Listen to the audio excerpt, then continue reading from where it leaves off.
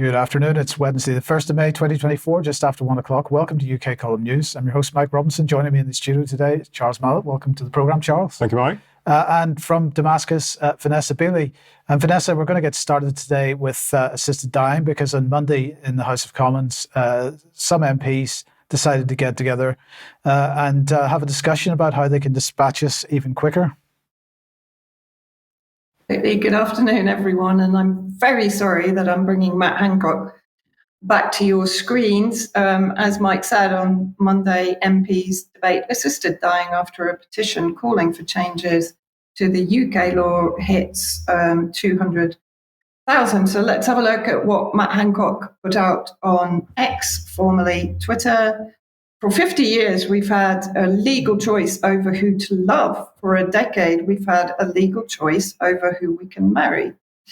The time has come for Parliament to vote on changing the law to allow assisted dying to help prevent terminally ill people from suffering very painful deaths.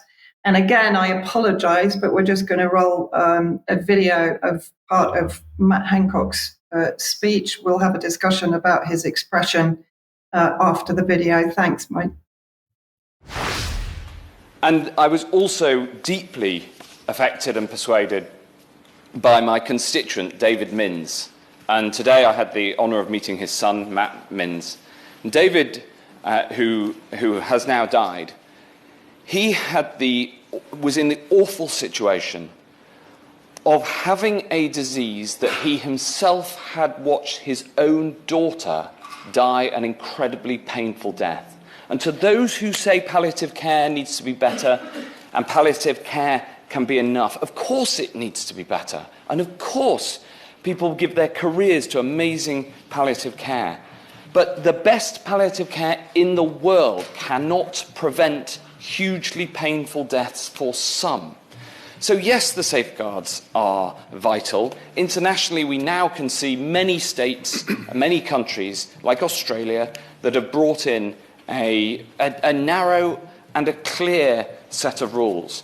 But the people I want to have the choice are those facing a painful death when they know that death is coming, with the protections, of course, for people with disabilities, for those with mental ill health, but making sure that all of us should have the choice when we know for certain we're facing such pain at the end that we can instead have a dignified and good death. And I know I'd want that choice for myself.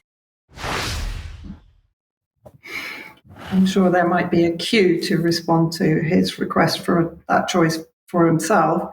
But let's have a look at what people on Twitter came out and basically mobbed his tweet. On X, I apologise. Rustler, you were responsible for a live trial of this back in spring 2020 when the UK had 50,000 excess deaths during lockdown caused not by COVID, but by the COVID response and treatment protocols, DNR, NG163, and of course, midazolam.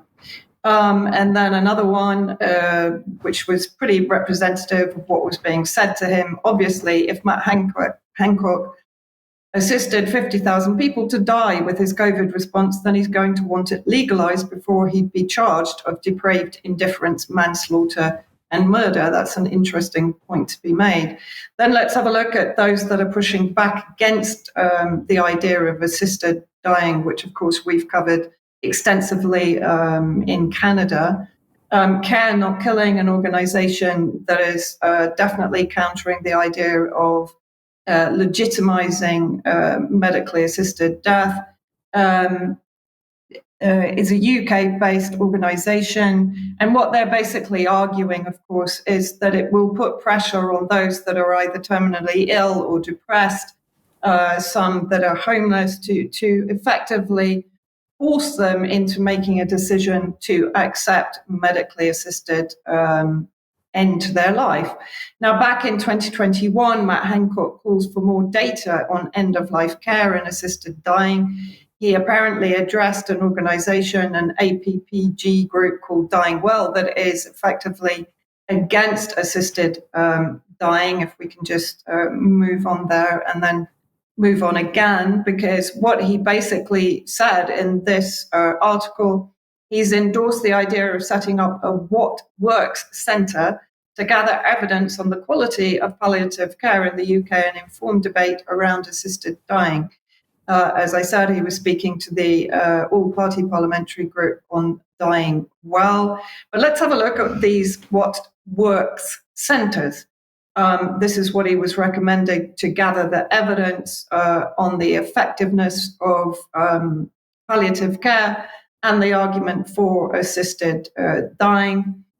So the claim is the centre will bring together the evidence about the relative impacts on well-being of policies and projects, their cost, and the quality of the evidence. The evidence programmes have been commissioned by the Economic and Social Research Council on behalf of the What Works Centre for Wellbeing. The centre also has a role to support the development of the evidence base. They claim that they are independent of government with a clear and relevant policy and delivery process. But let's have a look. This is from the Cabinet Office in November 2023. The What Works Network Strategy sets out how the Evaluation Task Force Secretariat of the network expects to deliver its vision over the next 5 years. And then let's have a look at who's funding them. The centres are funded by a combination of government and non-government sources, including the Economic and Social Research Council, the Dormant Asset Scheme, and the National Lottery Community Fund. The Evaluation Task Force, as the Secretariat, promotes and supports the independent What Works network. From the actual strategy document, stronger advocacy for the importance of long-term funding and independence of WWCs. Funding arrangements of the current 13 WWCs are diverse. For the 10 WWCs that have been established as independent organizations, but over 85% of their funding comes from government departments, research agencies, or other public bodies. And it mentions notable exceptions. So I think we again see a government-funded, evidence-producing network that will potentially corroborate government policy. And then I sort of stumbled on this because I was actually looking to see what China and Russia's policy is on assisted dying in Russia, and in China it's currently illegal. And this is Wan Yizhu, who is a Chinese academic who wrote for Unheard on Matt Hancock's proposal for assisted dying. One only has to consider the experience of the now memory-hold Liverpool care pathway under which patients were starved to death in the name of end-of-life care to realise the immense potential for abuse of legalised euthanasia within the NHS. Healthcare is ruinously expensive. Euthanasia is cheap and value for money. No healthcare administrator, however well-intentioned, can ignore utilitarian considerations entirely.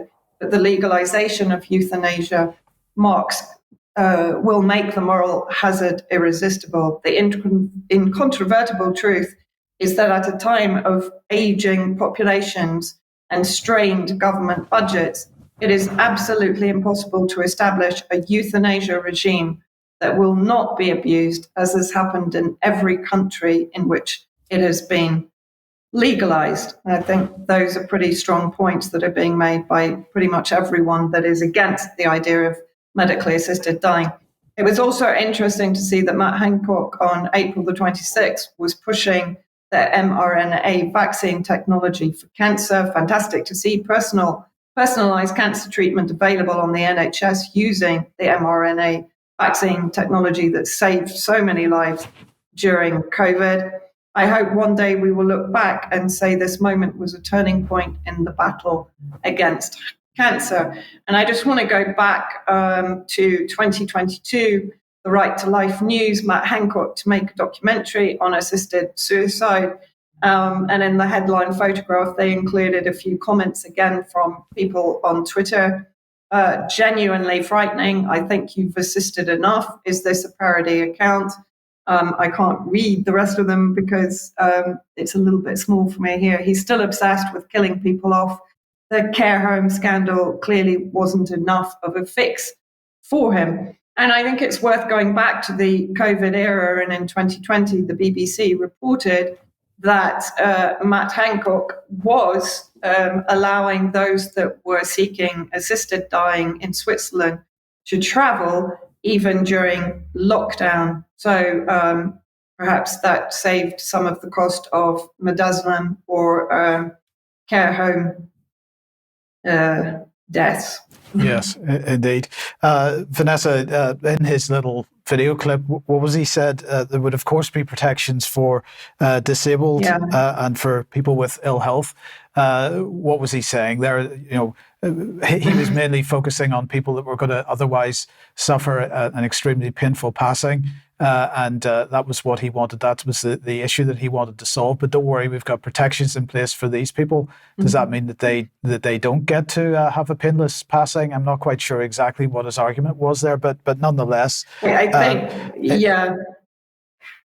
Go on. Sorry. No, I was just going to say, nonetheless, his whole demeanour when he was delivering those lines reeked of insincerity, shall we say? He was utterly shifty throughout the entire presentation, as far as I can work out.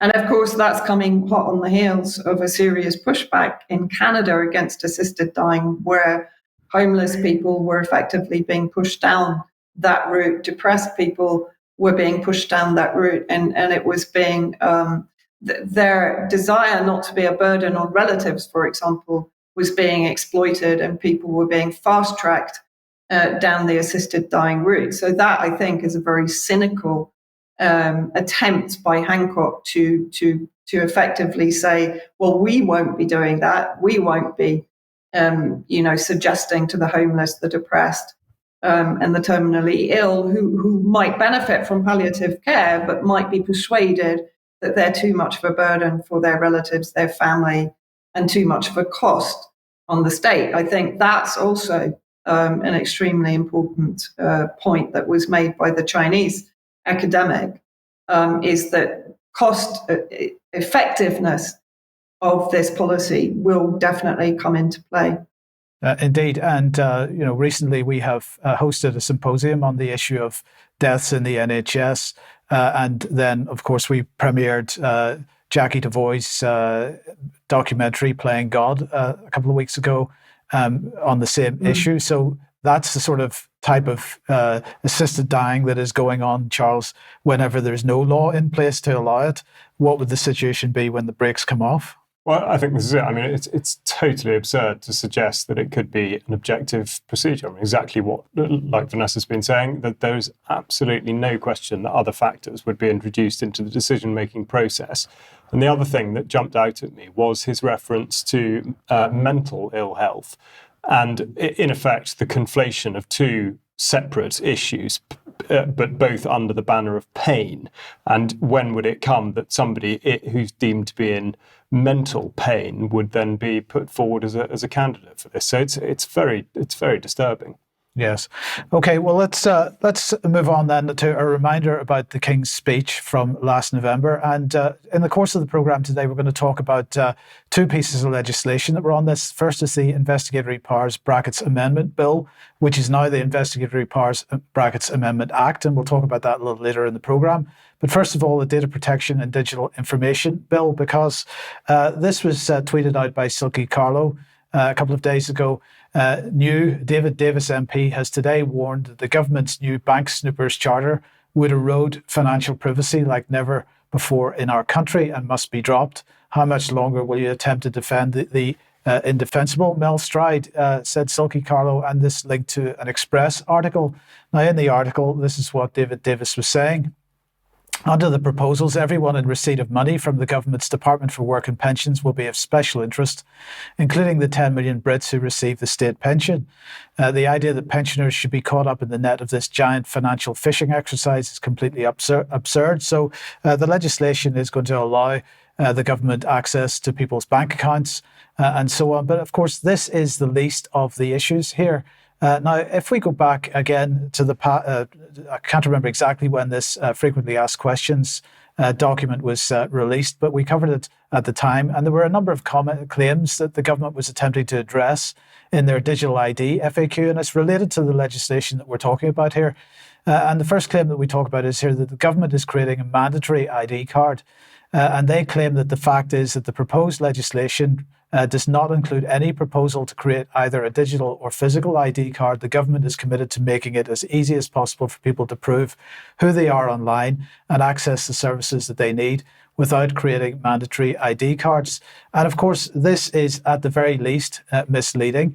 I would say it's possibly more than misleading because whether they mandate the use of ID cards in law, the mandatory nature of them is coming through the fact that you're required to have them for accessing government services online, because everything is being made digital, and many other services. So that is at the very least a misleading statement. Here's another one. This will make it easier for hackers to get hold of my data, is the claim. And they say that the fact is that cybersecurity is a critical priority for the government. We recognise how important it is to protect users and their data, and have robust measures in place to ensure the security and integrity of online government services and systems. And again, at the very least, this is completely misleading, because there have been some fairly major incidents of data breaches with, in this case, millions of children. The data breach for millions of children ruled unlawful, but actually it was a huge amount of data going missing for children in the UK. Another claim that they wanted to debunk in their digital ID FAQ, that sharing data in this way will erode my privacy rights. And their claim is that the government has stringent data protection processes in place. All data sharing is compliant with data protection legislation and guidance published by the Information Commissioner's Office. This will remain the case for any and all data sharing subsequent to the proposed legislation.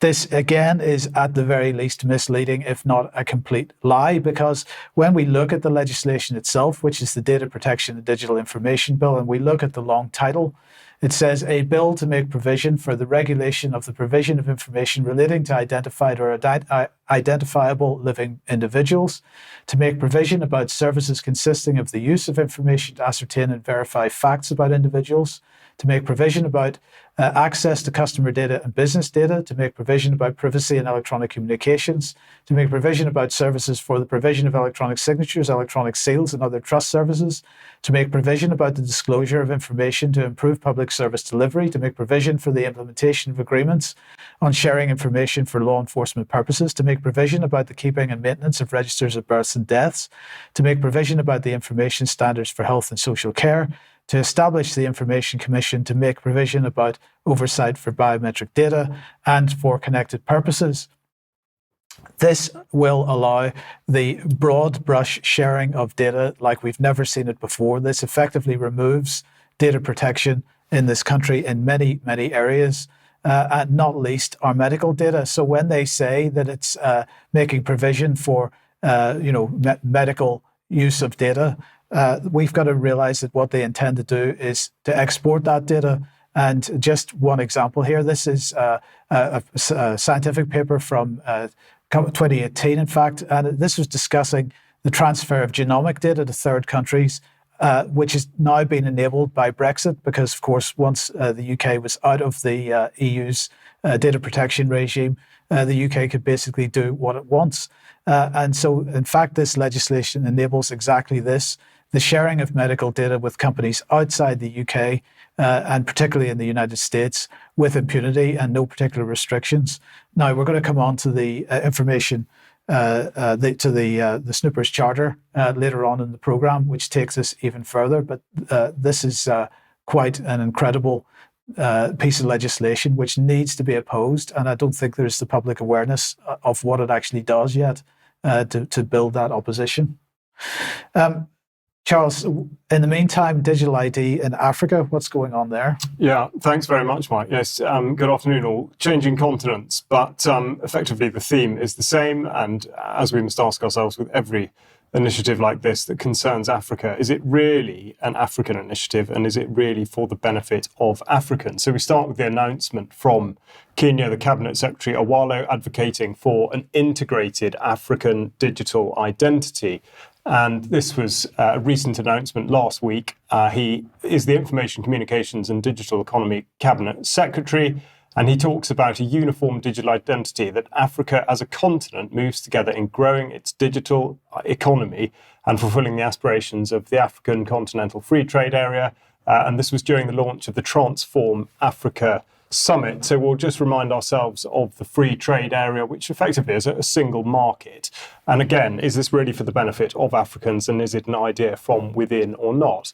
Here are some jolly folk from the government of Kenya talking about the announcement of the Transform Africa Summit, which will take place later this year. So we don't have any further information about that. But what we can point towards, again, from outside Africa, you'll note in the top left-hand corner the familiar colours of the United Nations Sustainability Goals, Sustainable Development Goals, in this case, number 16.9. And we now have the annual Identity Day. So where has this come from and why is it there? And we look at the ID for Africa, the organisation that was started in April 2018 in Abuja.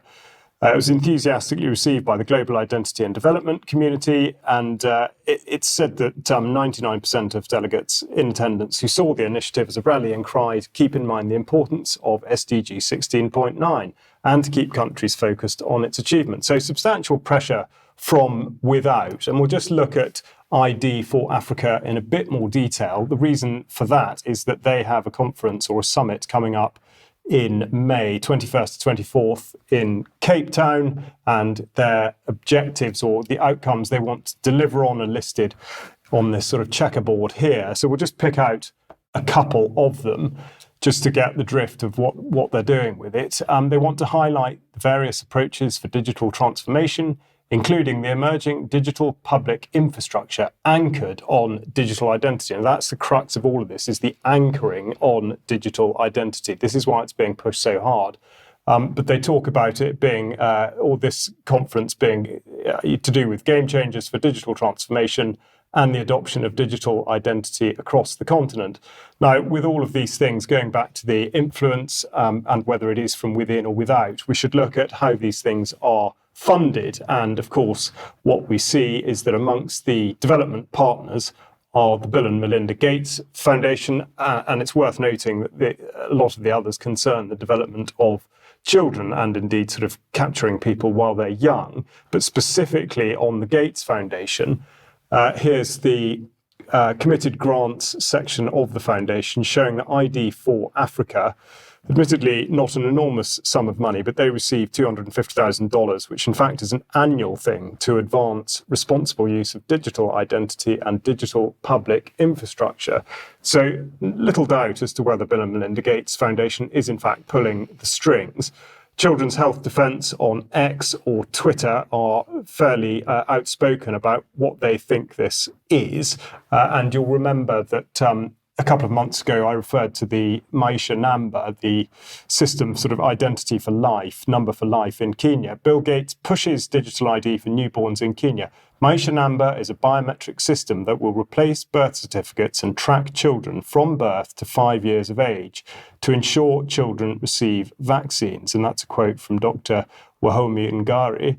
So Children's Health Defence very much on the front foot with that. But why would they be? And we see from Business Daily, this is going back to last autumn 23, the Gates Foundation to advise on the Maisha number rollout. So quite clearly, perhaps not to be described as a conflict of interest, but they're both controlling it from all sides. And the chief executive there of the foundation talking about their role, which they describe as being always as an advisor. We can connect the government to key technical experts and partners, but we're very encouraged by what we see. A strong, robust, open-source digital identity system which leverages financial inclusion, advances in healthcare, in education and other services. We've been working with some other partners that we have, said Mr. Sussman. So the point is, and this relates very much back to Mike's segment, is that it's not necessarily a question of enforcing the digital identity, but it's making it perfectly clear that financial exclusion and being shut out of provision to healthcare are the consequences of not taking it up. back to the ID for Africa summit, and we see the patrons here in the bottom left. Thales, which, if it is a familiar name to you at all, will be one that you associate with defence. And here we see from their website, Defence and Security in the UK.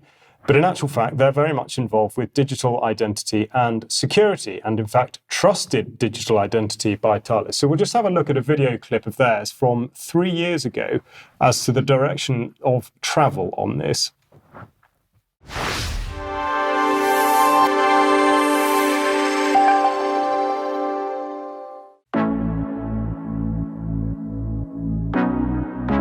Hello everyone, meet Lucy, student in psychology, and me, her digital ID wallet issued by the government to offer a wide range of identity services. In fact, I'm a handy way of proving and protecting her identity both online and face-to-face. Let's have a closer look at what I can do. I can help governments to better communicate with citizens. Right now, I'm reminding Lucy of the appointment she needs to schedule for her mandatory vaccination.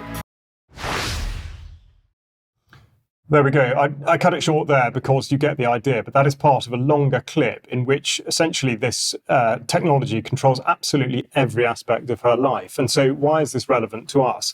Because recently Thales acquired a firm called Gemalto, who in fact have the contract here for producing passports in the UK. And we see from the government website that they're described as being an experienced and trusted company, and they work with over 40 countries around the world.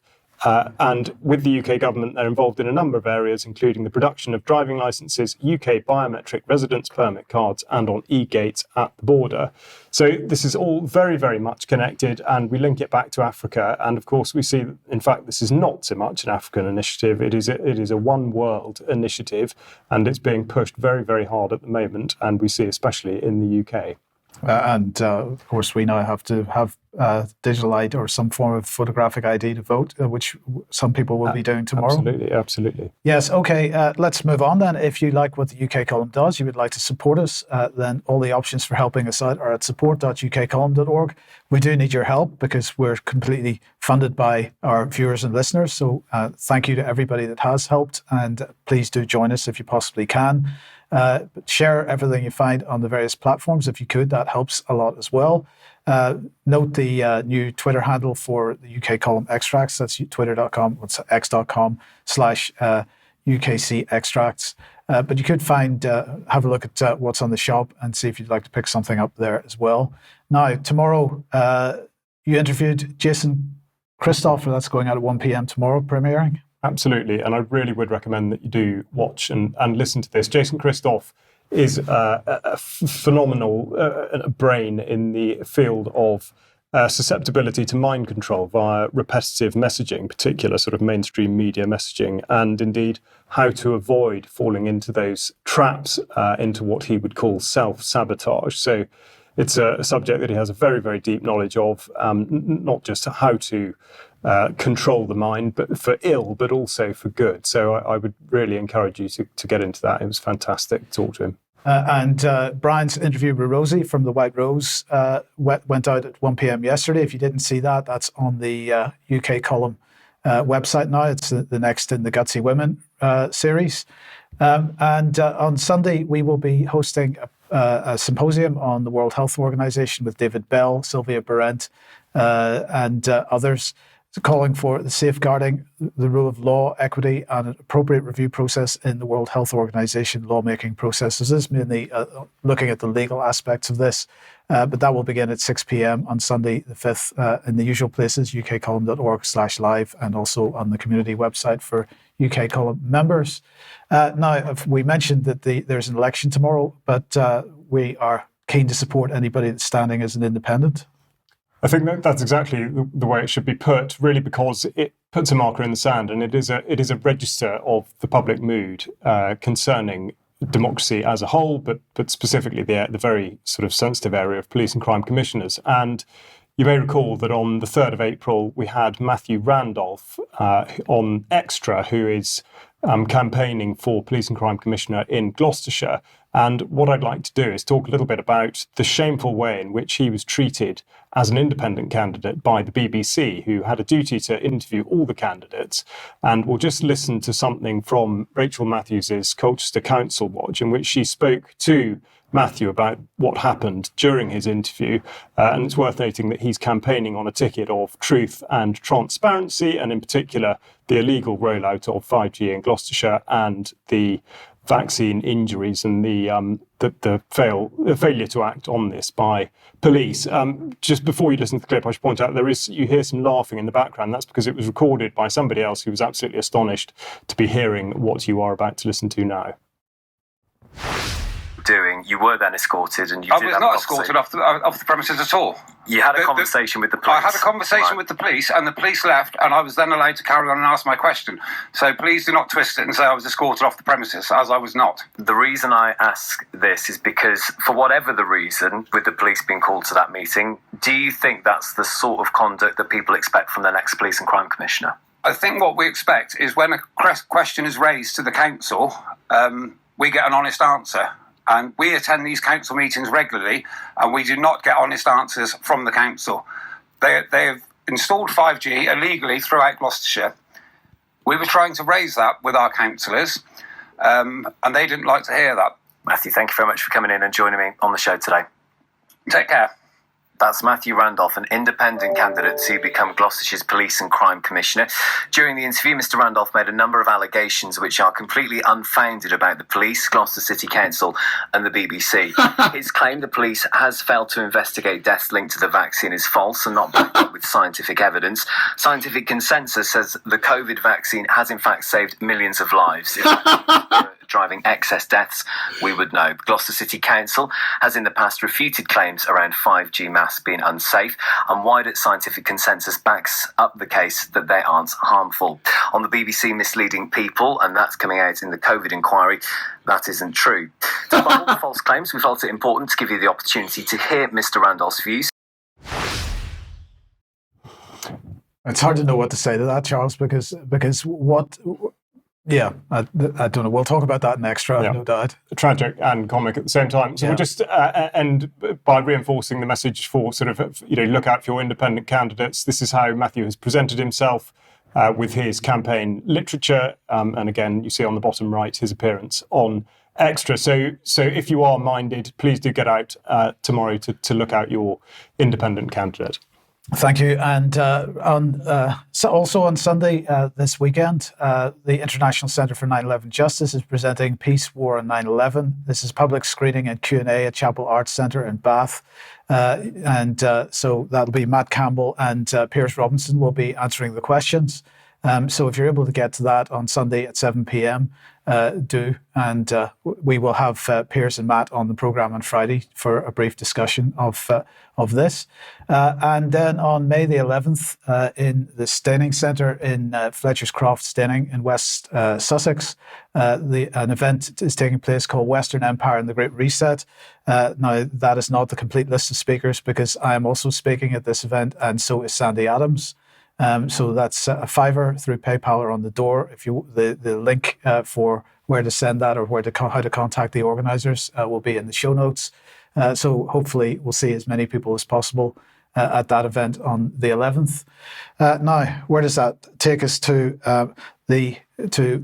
Gaza, Vanessa? Yeah, to the really deplorable situation in Gaza.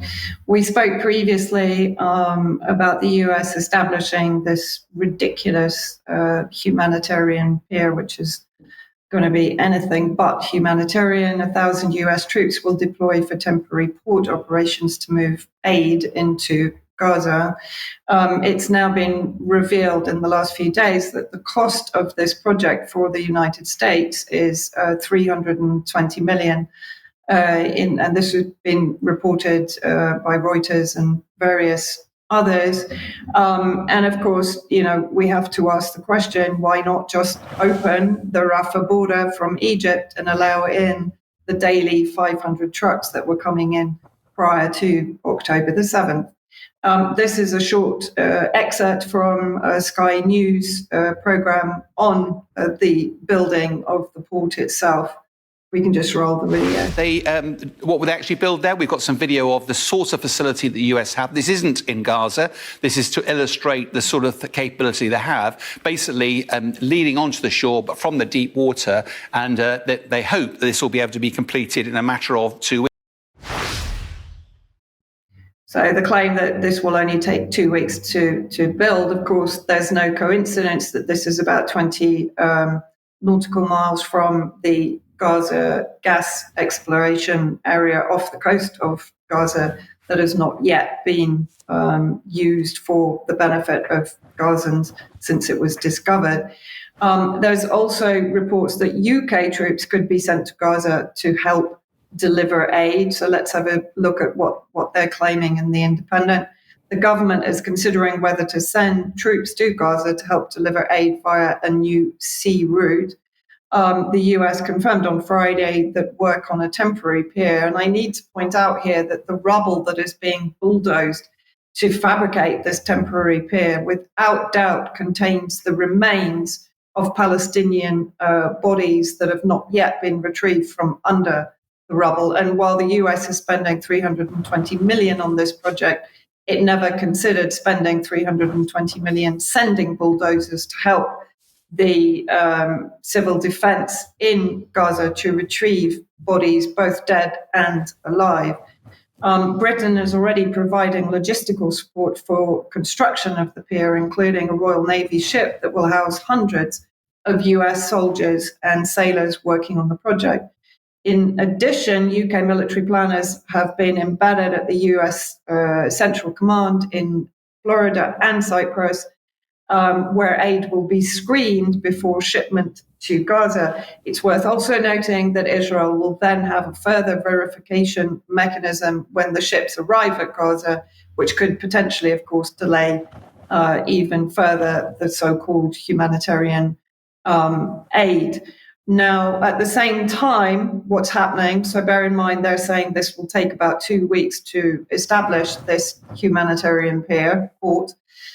Israel is planning a ring of checkpoints to prevent men from fleeing Rafah. This has actually been confirmed by my sources inside Rafah, that tanks and snipers are establishing a ring around Rafah. The claim is that, according to Middle East Eye in the report, so on the next slide, that they will they will prevent men of military age. So in other words, everybody will be designated as Hamas, as combatants. And they will allegedly allow women and children to leave. Of course, we have absolutely no guarantees or assurances that they will be able to leave safely, as we've already seen women and children being sniped or shot or shelled by tanks as they do try to leave to what I've described as safe areas. And of course, the other point to make is currently Israel is bombing heavily in central Gaza. So it's actually creating a buffer zone between the north and the south. There's around 700,000 people in the north currently suffering predominantly from famine and disease, and then another 1.5 million in central Gaza, but being pushed to the north or to the south. Sorry, there's about 1 million in the south and then the remainder in the middle, which are being pushed north or south. And with the potential, of course, with this Rafah operation, which is being spoken about by various members of Netanyahu's administration, including by Netanyahu himself, the timing is potential, of course, that refugees from Rafah will be deported via the so-called humanitarian port. But also my fear is, of course, that the US and the UK are now intending to establish a military footprint in Gaza itself, perhaps not immediately, but in the future after the devastation, which will be Rafah if the operation goes ahead. And we're looking at a horrendous massacre or potential of a massacre if that does go ahead. And it's looking much more likely that it is going to go ahead, Vanessa, because the news is that they are starting to train reservists to take part in that. So the training is happening, which it wasn't before. So it's looking much firmer that it's going to go ahead. But coming back to the UK then, Charles, and what's the latest on the Holocaust Memorial? Well, thanks, Mike. It relates closely, of course, to Vanessa's segment in that it's an extremely controversial prospect from the start, but made much more so in the events since the 7th of October last year. But this is the report from, the latest on the Holocaust Memorial. The government now has a department, the foundation there, and effectively it's been proposed for a site just south of the Houses of Parliament in Victoria Tower Garden. And the reason I've got another icon on the right-hand side of the map on the east side is that that's where the Imperial War Museum hosts the Holocaust galleries. So a while back, I asked the Imperial War Museum what their view was about the very controversial use of land that was supposed to be protected at Victoria Tower Garden. And of course, they highlight that it's less than a mile away and that they want to ensure that the curation and narrative does not replicate the IWM's own galleries. Now, last week, there's an update here reported in the Jewish News. MPs issue warning on Holocaust Memorial projects, rising costs and security. And this is because there's now a select committee which have produced a report on the Holocaust Memorial Bill. And in effect, one could look at it one of two ways, because they start by saying they do not wish to amend the bill, but there are certain matters of concern. So are they pulling their punches, or are they setting up the bill to fail?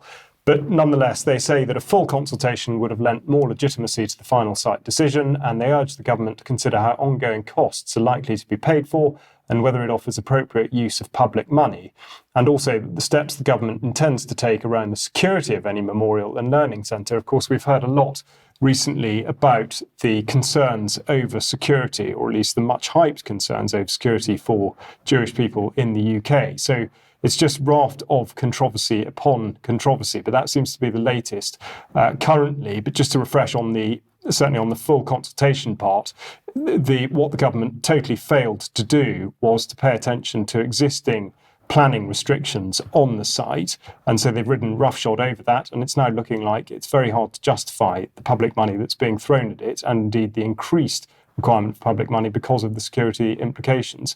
So a muddled picture, but we'll carry on reporting as we pick it up. Okay, now let's come on then to the Investigatory Powers Amendment Bill. The question is, what is this all about? Well, of course, we know that in this country we have some pretty draconian investigatory powers legislation in place that allows all kinds of unpleasant surveillance. It's called the Snooper's Charter, of course, by many people, but it has been amended. And so here's Tom Tugendhat, the Security Minister. He's saying, first, to reassure those who may have been alarmed by some of the recent commentary, Britain is secure, and to remind people of the extraordinary security we have through both our being in NATO and our being a nuclear power. I'm not quite sure what that has to do with snooping, but anyway, he went on to say, these changes mean that not only will our citizens be better protected from serious dangers such as terrorism and child sexual abuse online, their privacy will be better protected too. So my question is he naive? Does he not understand the legislation that he's just amended and given approval to the amendments for? Or is he lying through his teeth? I don't know the answer to that, but let's just look at in detail what they have been talking about. So first of all, the government has decided to reduce what have already been extremely weak protections against security services using our data illegally. And just to remind everybody, security services have been using our data illegally for quite some time. And the whole point of the Investigatory Powers Act in the first place was to effectively retrospectively legalise what they were doing and continue to do. So they're breaking the rules left, right and centre, and this reduces the protections even further. Government has removed a reasonable expectation of privacy. So there is no expectation of privacy as far as the government is concerned on behalf of any member of the general public. The government has not explained why reduction of privacy is necessary rather than just being convenient for them. It potentially permits bulk data collection of facial images and social media data. That, of course, is an intention, because we know that live facial recognition is being tested and is intended to be rolled out by the police, but also social media data as well. And if you remember, I can't remember whether it was Friday's program or Wednesday's last week, we were talking about the use of facial images to ascertain or to identify people's political leanings, and automating that process. We go on here, absolutely permits bulk data collection of internet connection data. Well, that's the case with the Investigatory Powers Act in general, but this takes it a step further and expands the range of politicians who can authorize the surveillance of other politicians. This is quite amazing to me that no politicians seem to be particularly concerned about this, but requires tech companies to inform government of any plans to strengthen security or privacy features in their software. This is a direct attack on end-to-end encryption, and this is one of the main features of these amendments, is to try to roll back on end-to-end encryption that's already out there. It permits government vetoing such security or privacy features. So tech companies will have to inform the government of any plans to strengthen security, and then the government can say, not in this country, mate. So that is in itself a dangerous situation, in my opinion. Enables the Secretary of State to require tech companies to provide services or facilities for the purposes of facilitating or assisting an intelligence service to carry out its functions, and prevents tech companies from disclosing such services or facilities to anyone without permission of the Secretary of State. So they can instruct a tech company to open a gateway for the intelligence agencies to look at the communications of a particular individual or individuals or group, but they're not allowed to tell anyone, including the individuals or the group, that surveillance is going on. Now, the National Crime Agency has been campaigning on the issue of end-to-end encryption for years. So this is going back to 2018. This is a National Strategic Assessment of Serious and Organised Crime. And they said in that document, now the majority of internet traffic is encrypted and publicly available. That's their typo. Publicly available mobile device apps offer end-to-end encryption as standard. While this means enhanced privacy for the users, the use of encryption is impacting on law enforcement's ability to collect intelligence and evidence. So they were complaining about that 6 years ago. And then this week, or in the last few days, the NCA plus others released the joint declaration of European police chiefs. But of course, we're out of the EU now, aren't we? And they say in this, two key capabilities are crucial to supporting online safety. First, the ability of the technology companies to provide to law enforcement investigations in response to lawful authority with strong safeguards and oversight. I think that's also a typo, but anyway, the data of suspected criminals on their service. This is what is known as lawful access. Second, the ability of technology companies to proactively identify illegal and harmful activity on their platforms. This is especially true in regards to detecting users who have sexual interest in children, exchange images of abuse, and seek to commit contact sexual offences. So the child abuse narrative continues to be used to cynically, in my opinion, to push this forward.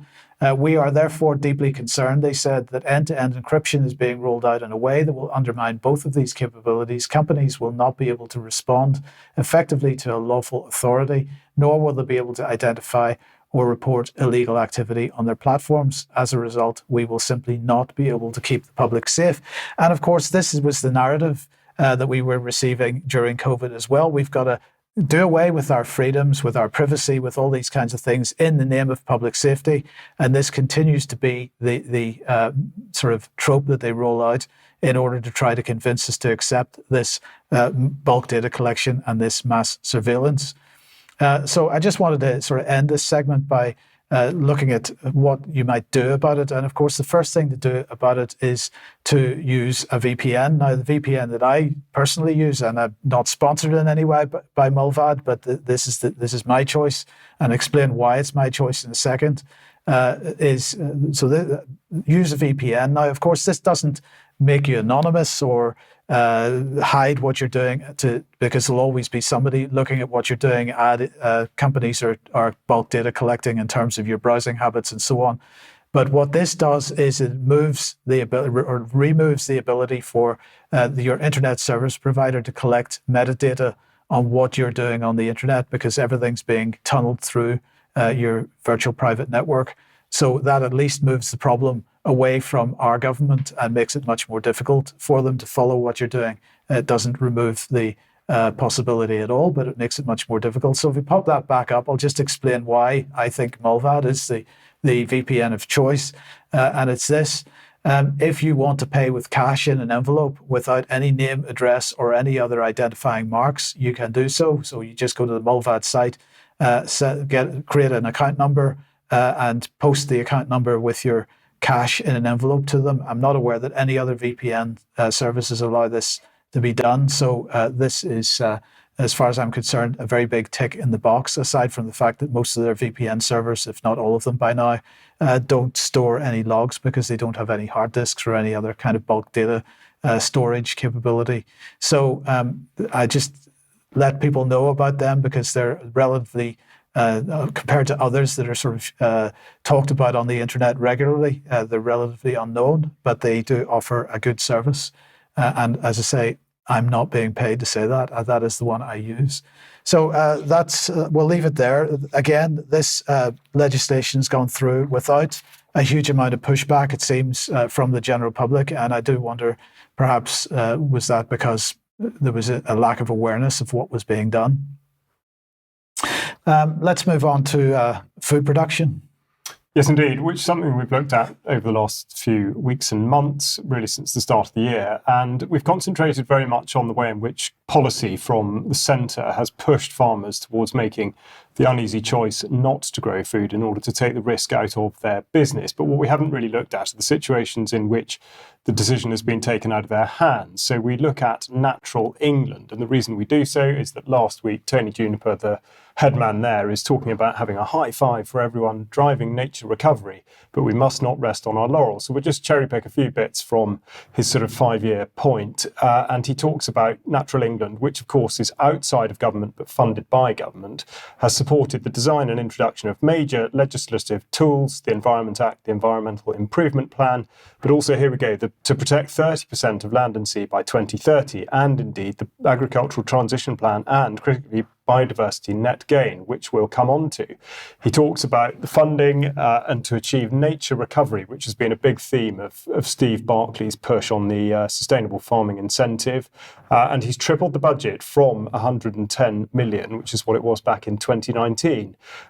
He's always at pains to point out the closeness of his relationship with the now King Charles, shown here in the photograph with him. And he goes on to talk about food security, but in a slightly tone-deaf manner, in that, in effect, he's suggesting that there isn't really any sort of mutual disagreement between taking land out of production and food security. He is right, of course, to point out that long-term food security is impossible without a healthy, sustainable natural environment, but there's a way of doing that, and possibly not the way in which it is being done currently. For much more depth on this, I would encourage you to go to the No Smoke Without Fire series that Brian Gerrish and Debbie Evans are doing at the minute, particularly part 3, which deals with exactly this issue. But the reason I bring it up now is because there's a private member's bill going through Parliament at the moment, Sites of Special Scientific Interest Bill, which was just mentioned in Parliament back in March by Derek Thomas MP. And specifically, he talks about allowing the Environment Secretary to interrogate the science and scrutinise Natural England's decisions. It's Natural England that seems to have ridden roughshod over farmers' countryside management and their understanding of how to care for their natural environment. Now, the reason he says that is that to date, the Natural England have had the power to enforce a special scientific an area of special scientific interest. So he goes on to say, why does this matter? Because now, following confirmation of the SSSI, farmers are subject to the same Natural England staff dictating how they operate their farms. That includes their demand that farmers apply for consent to milk cows or keep livestock. There is the risk that farming businesses will become unsustainable, which will impact on the rural economy and food security, while no meaningful benefit to the environment is delivered. So he's absolutely right to call this out. And we look at the Nature Recovery Network, which of course is, they say, a joined up enterprise between DEFRA, Natural England and our partners, talking about their apex goal of improving nature. But the point, again, on this sort of accelerated process is taking us from protection to active restoration. And critically, the three areas, biodiversity loss, climate change, and public health and well-being, again, not really substantiated.